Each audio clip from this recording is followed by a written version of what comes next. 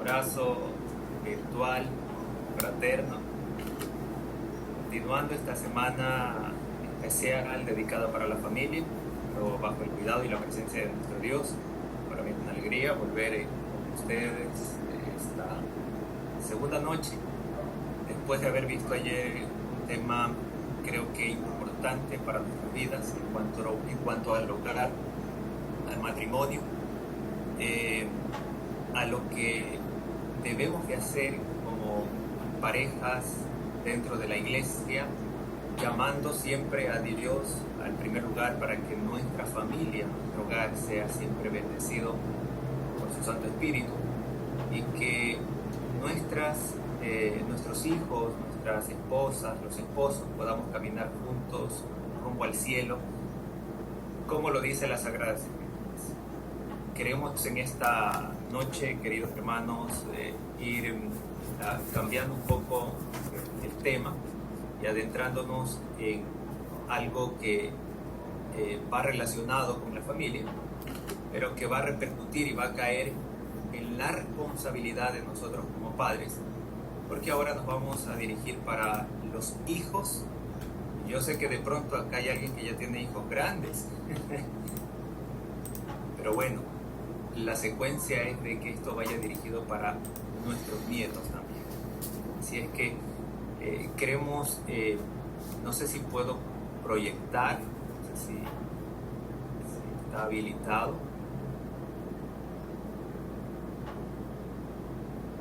Muy bien, ok, gracias. Gracias allí para poder compartir. Muy bien, voy aquí a mostrar algo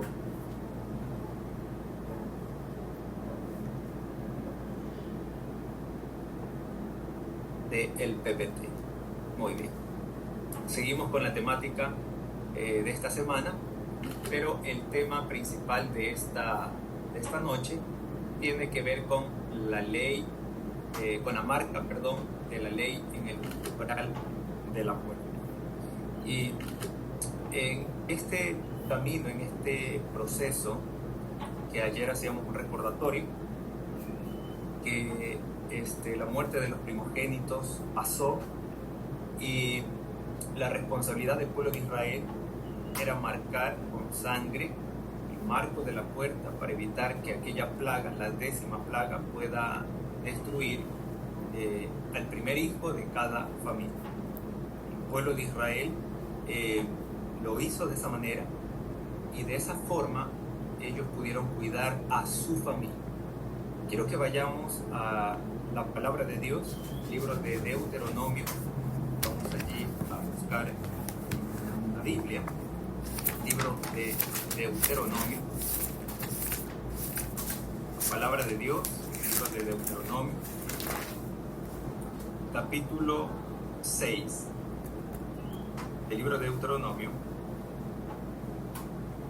versículo 7, 8 y 9.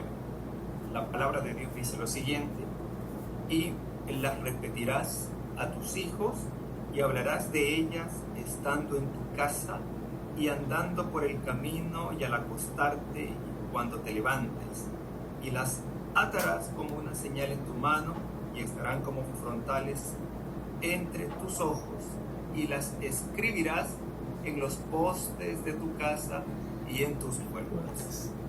Qué importante es que usted y yo podamos inculcar en nuestros hijos ahora la responsabilidad de padres, de poder dirigirlos a que ellos tengan la plena confianza y certeza de ir a la ley de Dios.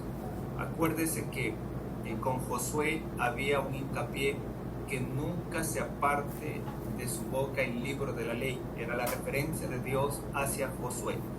Y siempre es la incógnita a qué ley se refiere, porque cuando hablamos de ley, tal vez para nosotros son los 10 mandamientos, pero cuando Dios se refería a Josué de la ley, no solo se refería a los 10 mandamientos.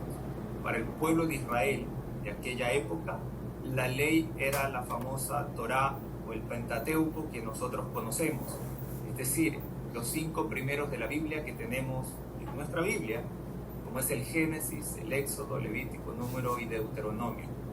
Estos libros para Dios y para el pueblo de Israel era la Biblia entera, por lo tanto era la ley, en el cual se hacía un hincapié: nunca te apartes de este libro de la ley, guarda en él, para que tu camino sea próspero.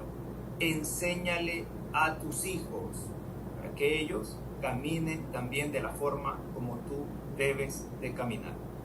Bajo esta premisa, yo voy a dejar acá de compartir este PPT y quiero compartir otro que tengo acá.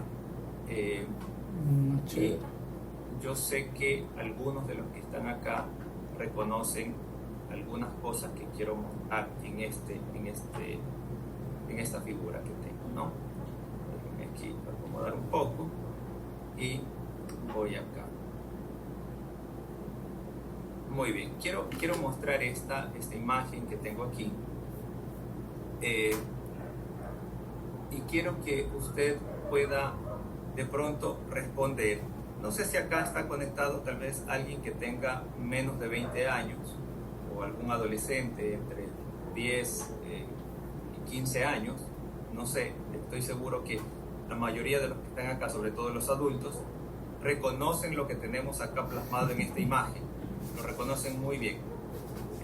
Pero si hay algún adolescente que está a su lado, por favor hágale que reconozca estas imágenes que estamos mostrando en este momento, si puede identificarlas primero.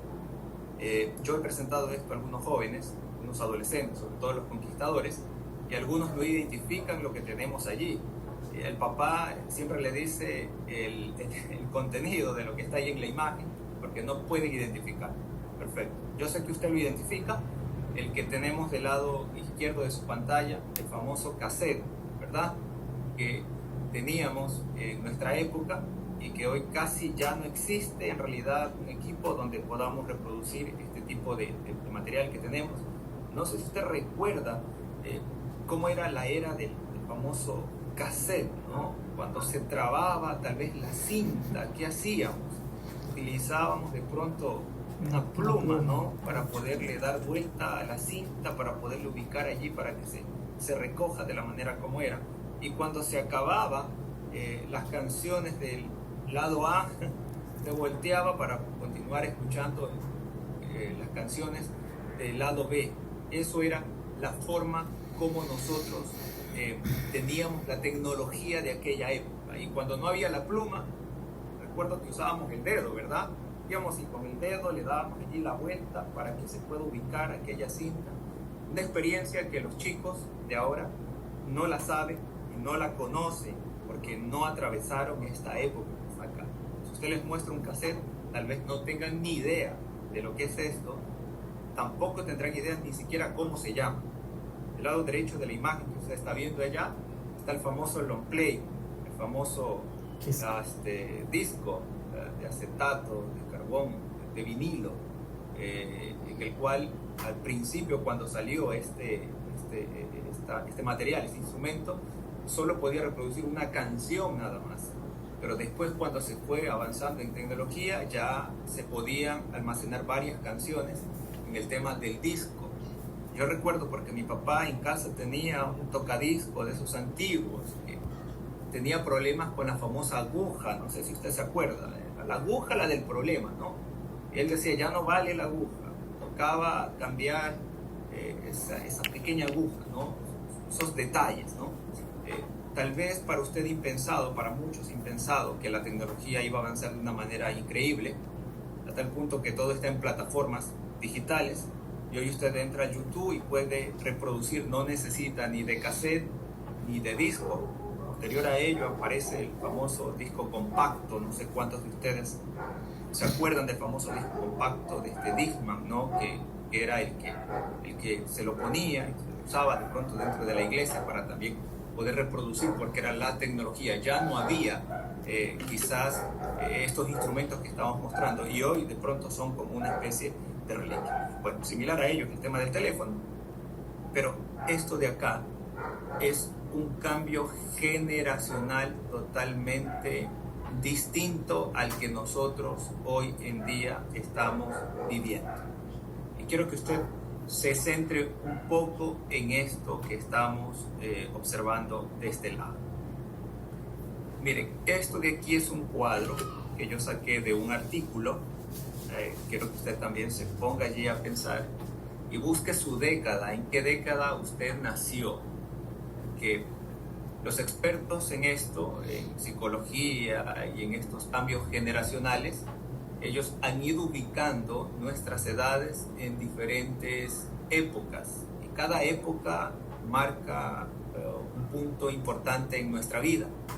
Y podemos ver allí cada una de esas épocas. Y la que más me llama la atención es aquellos que nacieron 1946 al 1964, no sé cuántos de los que estén acá nacieron en aquella época, pero esa época es la época de los baby boomers, ¿no? ¿Por qué se les dice así? Porque esa fue la época donde nacieron muchos niños.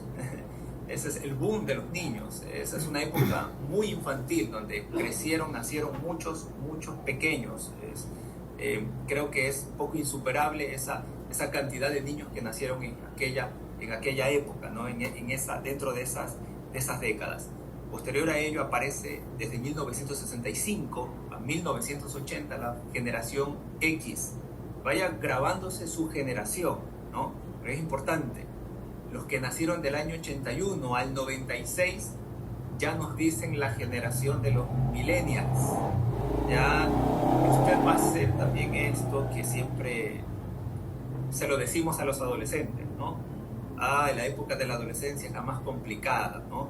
Y se usaba una frase para decirles a los chicos, ¿no? Están en una famosa edad que no quiero pronunciarla, pero siempre se les decía así a los pequeños, a los adolescentes. Estaban rebeldes, no querían entender ciertas cosas. Bueno, luego avanza desde el año 97 al 2012 la generación Z. Es una generación ya en eras digitales, por eso se les dice generación Z. Y luego aparece la generación del 2013 en adelante, y quiero que usted también se concentre un poco en esto, porque es la generación alfa. ¿Sabe hasta cuándo llega esta generación? Esta generación llega hasta el año 2024. Los que nacieron en el 2013 hasta el 2024 se los reconoce como una generación, o se los llama la generación alfa. Unos chicos que ya crecen con eras digitales, que son diferentes a nosotros totalmente. Usted y yo a veces queremos meter a los muchachos en el mismo saco a todos. Decimos, todos somos iguales y todos hemos nacido de esta forma. Pues no. Si usted tiene hijos que nacieron en aquella época, quiero decirles, queridos papitos y queridos abuelos, que sus hijos no son iguales y sus nietos no son iguales, sobre todo si nacieron en estas generaciones diferentes. Quiero saltar a este de acá, porque esto de acá es muy importante. Esto lo vi en un diario de Argentina, donde se estima que los niños que nacen desde enero del 2025 hasta el 2039 más o menos, se los reconoce a ellos como la generación beta. ¿Y qué significa esto, la generación beta? Bueno, esta generación es una generación que solamente está destinada a trabajar con la famosa IA. No sé si usted reconoce lo que es la IA, querido adulto, o ya la escuchó. La famosa IA, la famosa inteligencia artificial, el famoso ChatGPT. No sé si usted ya ha escuchado ese término, no sé si usted ya lo está usando, pero usted entra en su teléfono, entra en el WhatsApp allí y hace preguntas en el WhatsApp, y el WhatsApp le responde y le ayuda a hacer investigaciones. Los chicos hoy en día, los escolares, los colegiales, les mandan a hacer investigaciones en la escuela y en el colegio, y ellos entran a ChatGPT, con la famosa IA, y responden las investigaciones. Es decir, es mucho más fácil. Ojalá en nuestra época hubiésemos tenido esa tecnología, pero todas las tareas de los chicos hoy están basadas en el famoso ChatGPT o en la famosa IA. ¿Qué hace esto? Evita que nuestros muchachos piensen más de lo que nosotros pensábamos. ¿Por qué? Porque todo está acá en la tecnología, todo está en los teléfonos, todo está en la computadora, y lo que estamos haciendo es englobarlos a ellos para que ellos entren en una era totalmente tecnológica. ¿Por qué quiero mostrarles esto de aquí, queridos hermanos? Porque nosotros estamos ignorando totalmente toda la generación que nos acompaña, porque pensamos que toda esta generación no es igual a la mía. Quiero decirte que esta generación no es igual a la mía. Mi generación es totalmente diferente. Y si usted nació en una generación distinta, obviamente va a ser diferente usted, porque su crianza y el contexto en el cual usted vivió es totalmente distinto. Ahora, es importante que usted entienda que esta generación, por más que usted quiera encarrilarlos por algo, ellos van a ser diferentes a nosotros. Usted ha visto los niños que hoy se sientan en el sillón de la casa y toman el teléfono. Y empiezan ellos a tomar también el dedito para poder pasar los videos que usted muestra allí en YouTube. Si nuestros hijos realizan eso, no es que está mal que ellos tengan una era tecnológica, está mal que ellos se concentren mucho en la era tecnológica, porque en ellos está causando un problema y los responsables de todo esto somos nosotros. Ahora, quiero que usted vaya a la Biblia, vamos a la palabra de Dios. Vamos al libro de Jueces, capítulo 2 del libro de Jueces. Vamos a la Biblia, libro de Jueces, capítulo 2.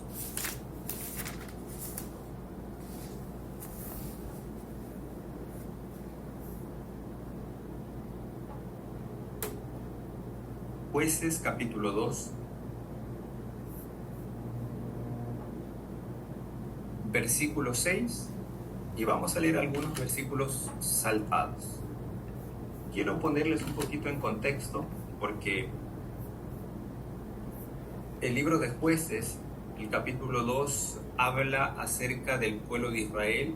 Ayer vimos una transición del pueblo de Israel entrando a Jericó, conquistando aquella ciudad que Dios les había prometido. Luego, en la travesía de Josué, ahora como líder, empiezan ellos a asentarse ya como población. Josué empieza a hacer la repartición, la heredad que Dios había prometido. Y se las había entregado a cada una de las tribus y las había distribuido en la región, en el país, de la mejor forma. Y luego de eso, obviamente, Josué envejece y posteriormente, bueno, Josué muere. Pero quiero que usted ponga atención un poco a los versículos que vamos a leer acá, porque hay una generación acá y hay un cambio generacional totalmente distinto. Capítulo 2, versículo 6 en adelante, dice la palabra de Dios lo siguiente: porque ya Josué había despedido al pueblo y los hijos de Israel se habían ido cada uno a su heredad para poseerla. Y el pueblo había servido a Jehová todo el tiempo de Josué. Y esto es importante, el pueblo de Israel, el pueblo de Dios, había servido todo el tiempo mientras Josué estaba vivo, y todo el tiempo de los ancianos que sobrevivieron a Josué, los cuales habían visto todas las grandes obras de Jehová que él había hecho por Israel. Pero murió Josué, hijo de Nun, siervo de Jehová, siendo de 110 años, y lo sepultaron en su heredad en Timnat Sera, en el monte de Efraín, al norte del monte de Gaas. Versículo 10. Y toda aquella generación también fue reunida a sus padres. Toda la generación que acompañó a Josué murió con Josué y fueron enterrados junto con sus padres. Y hasta ahí todo muy bonito, todo bien. Pero continúa la lectura y dice: y se levantó después de ellos otra generación que no conocía a Jehová ni la obra que él había hecho por Israel. Y toma nota de esto, porque murió toda esa generación y la nueva generación que nació, ninguno conocía a Dios. Todos desconocían de los principios que Dios había establecido. Y esto va para ti y va para mí, porque como padres inculcamos a nuestros hijos algunas cosas eclesiásticas a veces, pero no inculcamos el verdadero principio para que nuestros hijos caminen tomando de la mano de Dios. A nuestros hijos les enseñamos a veces que hagan silencio en la iglesia, pero no les enseñamos que hay una ley de Dios en la Santa Biblia, de la cual ellos tienen que también obedecer. Les enseñamos que existe un Dios en el cielo, pero no les enseñamos a que ese Dios es un Dios de amor y que es un Dios de salvación. Les mostramos el lado malo del lado de Dios, pero no les mostramos el lado bueno que tiene Dios para nuestros hijos. Por eso los hijos a veces se crían de una manera distinta. Si usted le pregunta a un niño qué es lo que no hace un adventista, el niño le va a responder de pronto de una manera quizás no tan bonita. Y usted pregúntele qué es un adventista a un pequeño. Usted tiene un hijo, un nieto en casa, pregúntele qué es lo que hace un adventista. El niño le va a responder: no se juega en sábado. Y el niño le dice que no hay que comer carne de cerdo, porque eso es lo que usted y yo hemos enseñado a nuestros hijos. ¿Está bien enseñarle eso? Sí, está bien. Pero eso no es lo primero que usted y yo debemos enseñar a nuestros hijos, sino el verdadero amor de Dios para que ellos puedan respetar.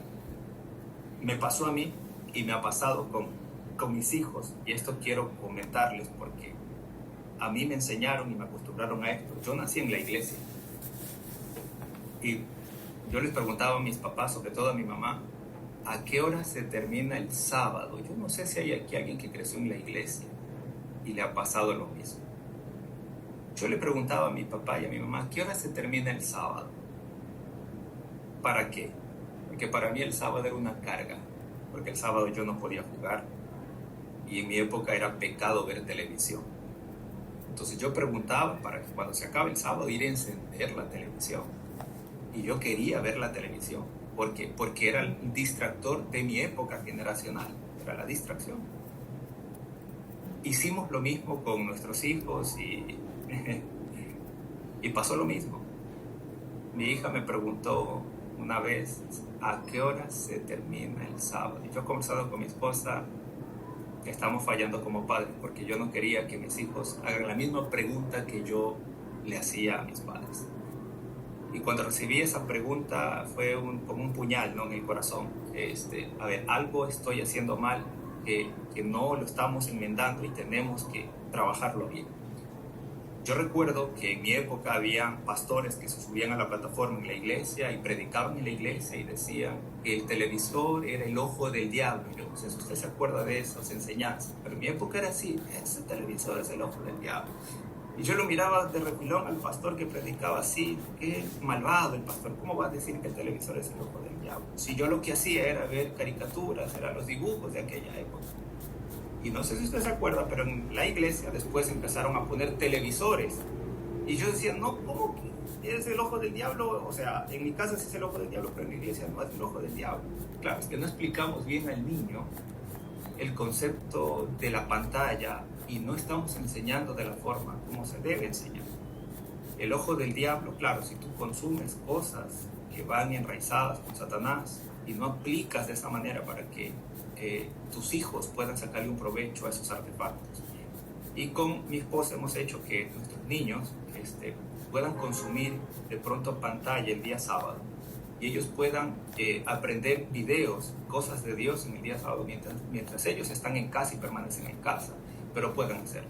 Y quiero comentarles esto porque en los últimos meses, de lunes a viernes, en mi casa no se enciende la televisión. Ellos no ven televisión. Solamente ven televisión el día sábado, pero cuando llegan a casa y pueden observar algo cristiano, algo que los edifique. ¿Por qué? Porque ellos se van a criar de otra manera y van a pensar que tal vez todo lo que se hace en la iglesia es malo.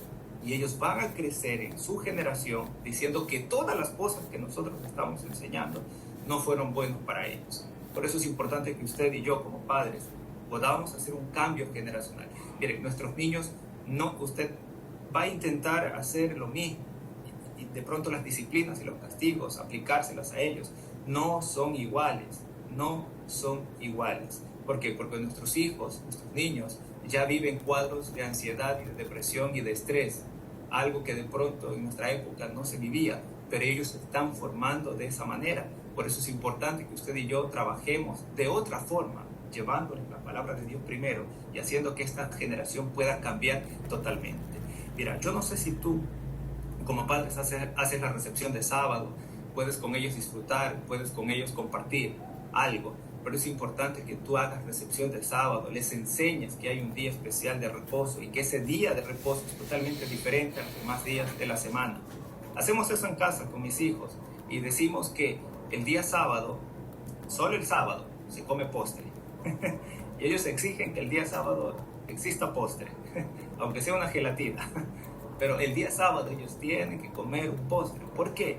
Porque es un día muy especial. Estoy diciendo que los otros días tal vez no lo coman, pero el día sábado es algo especial, específico. Ellos tienen que esperarlo, tienen que anhelar que el sábado llegue.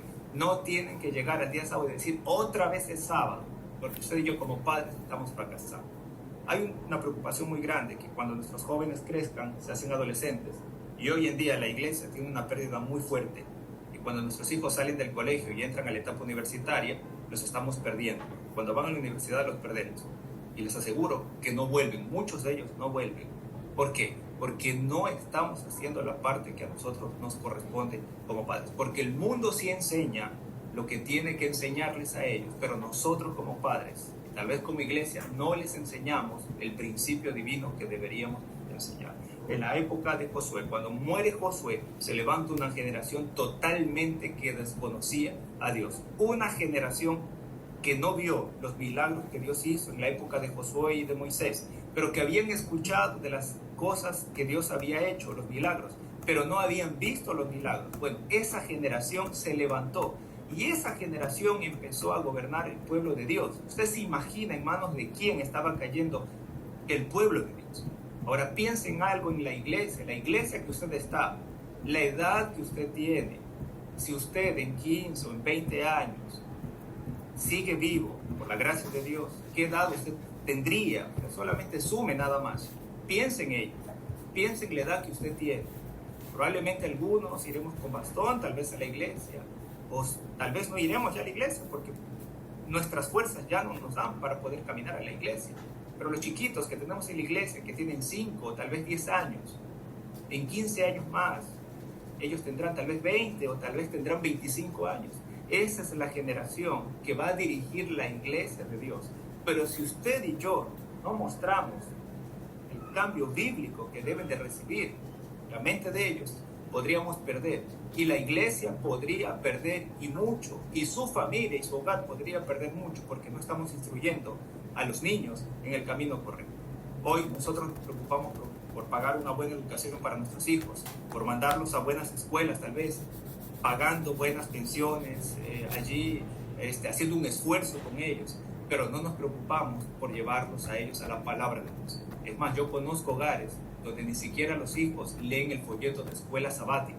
Como adulto yo lo leo, pero mi hijo a veces no lo lee. Eso es una gran preocupación, porque nuestros hijos tienen que aprender la ley de Dios desde pequeños.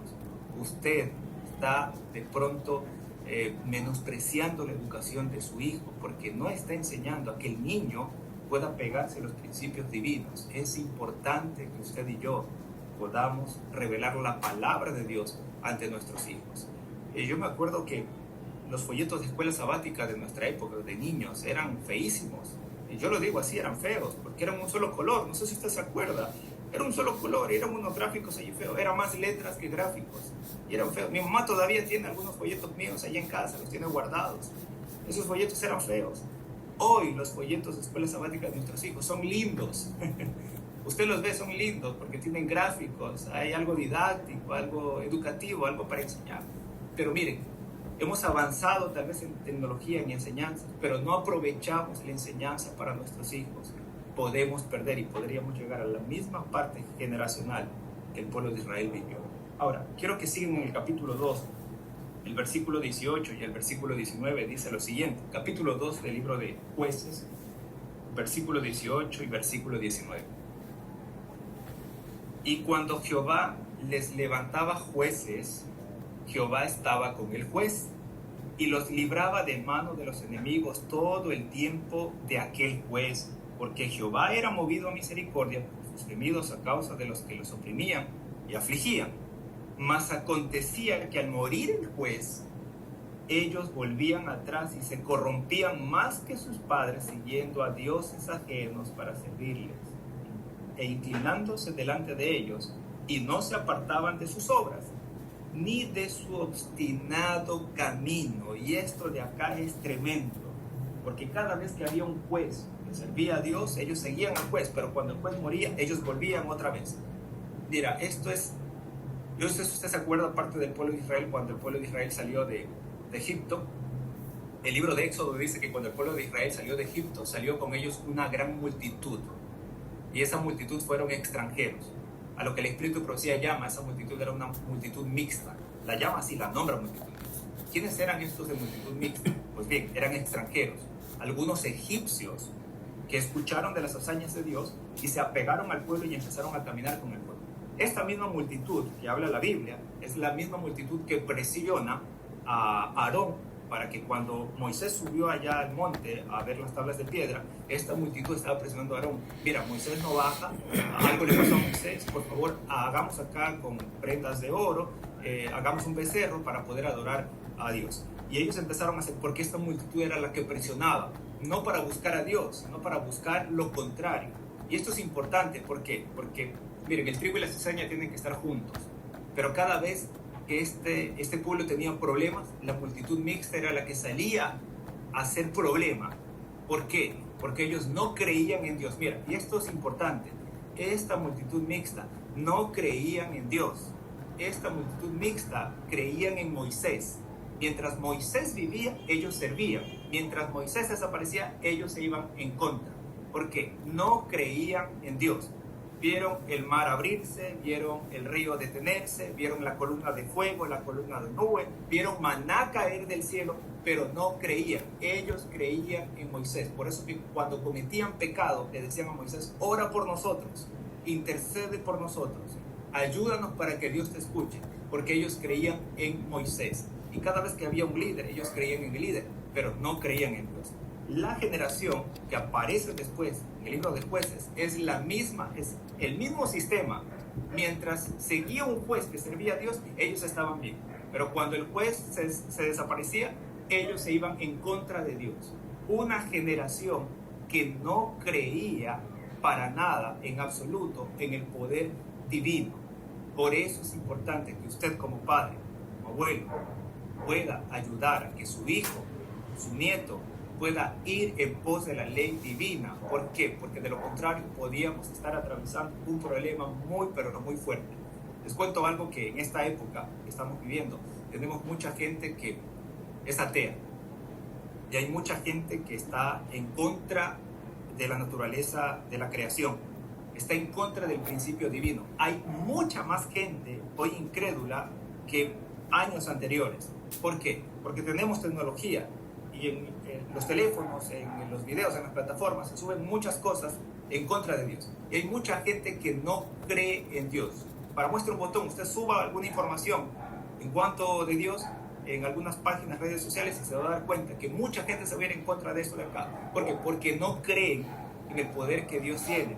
Son gente que ha distorsionado su contexto. Y hoy en día, está de pronto quizás de más decirlo, pero tenemos la famosa libertad de género, que no quiero hablar de eso, pero se ha centrado mucho en que las generaciones vayan modernizándose. El mundo está preocupado por modernizar las generaciones, pero nosotros no estamos preocupados por inculcarles el principio divino. Les enseñamos otras cosas a nuestros hijos, menos ir a la presencia de nuestro Dios. Ahora, quiero que vayamos acá a... Muy bien, quiero seguir mostrando parte de lo que empezamos. No se me vaya. Ahí, perfecto, acá está. Muy bien.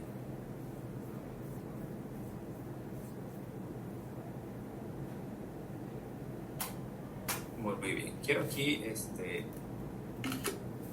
mostrar algo del espíritu de profecía. Esto lo dice uno de los artículos que escribe Elena de White, publicado en una revista. La iglesia necesita hombres de un espíritu manso y tranquilo, que sean tolerantes y pacientes, Aprendan ellos esos atributos en su trato con sus familias. Piensen los padres muchísimo más en los intereses eternos de sus hijos de lo que piensan en su comodidad presente. Consideren a sus hijos como miembros menores de la familia del Señor y edúquenlos, disciplínenlos de tal manera que los induzcan a reflejar la imagen divina. Es importante que usted y yo podamos hacer que nuestros hijos vayan a Dios. Mira, ¿cuál es nuestra primera iglesia? Es la casa. ¿Cuál es nuestra primera responsabilidad? Es nuestros hijos, es con ellos. Dios nos va a pedir cuenta por ellos. Y yo siempre digo esto: primero es Dios, segundo es la familia y tercero es la iglesia. Grábese esto, querido hermano: primero es Dios, luego es la familia y después viene la iglesia. Pero a veces algunos cambiamos estos órdenes y ni siquiera Dios está en primer lugar. A veces ponemos la iglesia en primer lugar y luego ponemos a Dios y posteriormente a la familia. No, tenemos que cumplir ese orden. Es primero Dios, luego es la familia y finalmente es la iglesia. Si usted y yo no estamos bien en casa, con nuestros hijos, con la familia, mucho menos usted va a estar bien dentro de la iglesia. Por eso es importante que usted dedique y haga tiempo de calidad con los hijos, con nuestros hijos, para que ellos amen a Dios, para que ellos busquen de Dios, para que ellos respeten los principios que tenemos en la palabra de Dios, para que ellos conozcan de Dios a través de la ley de Dios, y que la ley de Dios no es justicia, sino es gracia, y esa ley que provoca gracia y que nos enseña el amor de Dios es el reflejo del carácter de Dios, y eso tienen que aprender nuestros hijos. El carácter de Dios es amor, y usted y yo somos los grandes responsables de poder educar y cuidar a nuestros hijos de esa manera. Quiero que pasemos acá Isaías 55, 6 y 7. Yo voy a pedir a alguien que nos ayude leyendo Isaías capítulo 55, versículo 6, versículo 7. Alguien que lo tenga, por favor. Busquen al Señor mientras se deje encontrar, llámenlo mientras esté cercano, que abandone el malvado su camino y el perverso sus pensamientos, que se vuelva al Señor, a nuestro Dios, que es generoso para perdonar y de Él recibirá compasión. Amén. Querido hermano, a veces decimos que el perverso, que el malo es el que no está con Dios.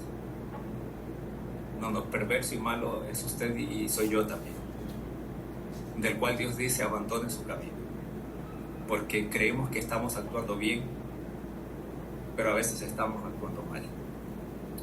Las disciplinas de la actualidad no deben ser las mismas disciplinas de nuestra época. Lo que nosotros hacemos con nuestros hijos no debe ser lo mismo de nuestra época, porque nosotros fuimos criados de otra forma. La tecnología de nuestra época no es la misma de esta época. La mente de ellos está muy vulnerable a otras cosas. Si usted y yo no enseñamos a nuestros hijos y a nuestros nietos de la presencia de Dios, Satanás los va a educar por nosotros. Y esto sí, grave en la vida.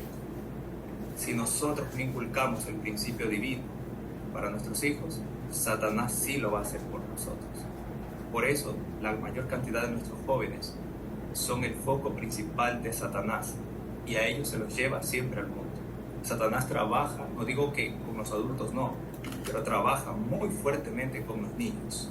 Usted se da cuenta de que la mayor cantidad de las bandas criminales que existen están dotadas no de gente adulta, están dotadas de gente joven, porque allí está la energía, porque Satanás trabaja allí. No olvidemos que Dios quiere trabajar con esta generación que tenemos, y nosotros somos los responsables de poder cuidar de esa generación, de la casa y también de la iglesia. Que Dios nos ayude, queridos hermanos, a ser sabios y converse con Dios y pregúntele al Señor: ¿qué estoy haciendo mal? ¿Qué he hecho mal pronto con mi hijo? ¿Qué he hecho mal? Porque es verdad, no hay una escuela para padres, no hay un certificado, algo que nos certifique para decir somos padres perfectos, porque todos cometemos errores. pero sí podríamos decir al Señor que nos ayude a ser mejores cada día y que eso se refleje en la iglesia, que nuestra generación pueda ir al cielo junto con nosotros. Qué triste sería que usted y yo estemos marcados alcanzando la salvación, pero nuestros hijos y nuestros nietos se queden en esta tierra. No es bueno. Que el Señor pueda bendecir, queridos padres, queridos abuelos, y que nosotros seamos esa guía espiritual que nuestros hijos tanto necesitan. Yo quiero que hagamos una oración y vamos a orar. Querido Señor, ayúdanos, Padre Celestial, para poder ser mejores padres, mejores abuelos. A veces olvidamos, Señor, el concepto divino, de lo que tú quieres para nuestros hijos, lo mejor para ellos. Y pensamos que lo mejor para ellos es vestirlos, darles buenos zapatos, buena educación, buenos cuadernos, buenas mochilas. Pero nos olvidamos, Señor, que el verdadero concepto de poder educarlos es a través de tu palabra.